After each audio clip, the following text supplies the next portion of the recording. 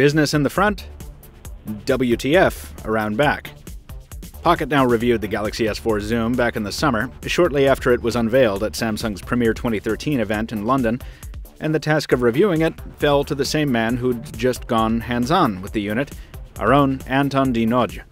He proclaimed it a camera with a phone slapped on it, and said, if you decide to go with the Galaxy S4 Zoom, you won't be disappointed.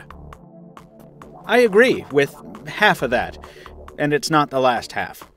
This is Pocketnow, I'm Michael Fisher, and this is my review rebuttal for the Samsung Galaxy S4 Zoom.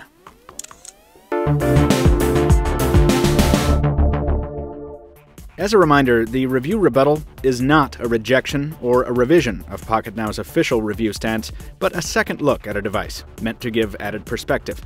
Sometimes these take the form of editorials, and other times they're videos. Check out Jaime Rivera's review rebuttal for the LG G2 at Pocketnow, and follow us at all the usual squawk boxes so you don't miss future installments. The Galaxy S4 Zoom was launched on AT&T in the United States less than a week ago, and when it arrived at our office, it immediately conjured memories of our experimental weekend using the Samsung Galaxy camera as a daily driver much earlier this year. That's not a good thing. And sadly, it's mostly due to the form factor. AT&T says the Galaxy S4 Zoom has the best qualities of the Galaxy S4 smartphone series combined with the best of a compact point-and-shoot camera. But that's not true, because one of the standout positives of the Galaxy S4 is that it's light and thin. At 280 grams and 27 millimeters thick, the Zoom is neither. That's fine for a point-and-shoot, but it's unforgivably clunky for something sold under the Galaxy S4 smartphone brand. It's very big, even for a pocket. It's awkward to talk on as a phone. And it's cumbersome to handle while texting or browsing, especially when the camera hardware fires up erroneously, as it sometimes does, and deploys the Canon-like zoom lens right between your fingers. There are ways of tacking a big camera onto a smartphone without venturing into absurdity like this. Nokia's Lumia 1020 is a solid example. The Lumia may be a little on the ugly side, but next to the Zoom, it's a beauty queen. Of course, an aesthetic cost is the price you pay for a really great camera, right? Well, yes. The Zoom is aptly named. Its resolution is a fairly standard 16 megapixels, but the big deal is the big lens, which is capable of 10 times optical zoom, with hardware stabilization for steady shooting. That's a huge deal, and it means you can have a lot of fun picking out small details in faraway scenes with this device. It even performs reasonably well in low light, with Samsung's typical bevy of software options to meet the needs of almost any situation, including a dedicated mode for food photography, if you really want to be insufferable in public.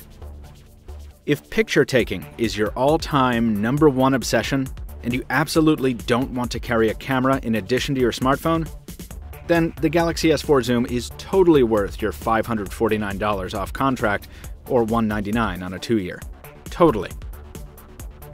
Unless, that is, you look at all the compromise that's gone into making this thing. Anton put it best in his original review. This thing isn't a Galaxy S4, it's an S4 Mini mated to a Galaxy camera. The screen is QHD, the processor a lower power Exynos backed up by a smaller than usual amount of RAM, and the Android build is, despite its Jelly Bean underpinnings, pretty laggy at times, thanks to that middling hardware. And the things that look at first like conveniences often turn out to be nuisances, like the ring control you're accidentally bumping all the time, or half-baked, like the shutter button that can't even bypass the lock screen to quickly launch the camera. So you're left with a device that takes good photos and delivers optical zoom that you can't find anywhere else, but which is uncomfortable and generally irritating to use for every other function. Broadly speaking, that's not a great trade-off. For the price AT&T is asking, you could get an iPhone 5S, a Nokia Lumia 1020, or a real Galaxy S4, all of which deliver a superior smartphone experience and comparable photo quality in most cases. Yeah, you'll be missing out on the fancier optical stuff, but You're also not being forced to deal with the downsides of a camera masquerading as a smartphone, which is what the Zoom is. I hate criticizing new hardware. Sometimes it seems all we do is complain that the modern smartphone landscape is nothing but an endless parade of featureless slabs. So part of me feels compelled to automatically embrace a bold move like this. But it's not enough to be bold. A product also has to make sense. And the Galaxy S4 Zoom doesn't. Unless you're going to use it as a dedicated vacation phone you can swap your SIM into for excursions, the Zoom doesn't get enough right, in my view, to justify its existence. I stand behind Anton's review on the whole, but given the chance, I'd give this device a much lower score. Of course, I don't really care about numeric scores as a reader. I much prefer the content of a review, but I know a lot of you out there disagree with me. So, drop us a line down in the comments. Let us know what you would have scored the Galaxy S4 Zoom numerically or otherwise if you were given the chance to review it.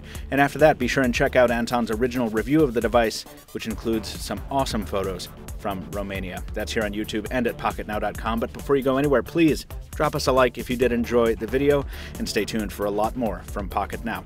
Until next time, this has been Michael Fisher. Thank you for watching, and we'll see you soon.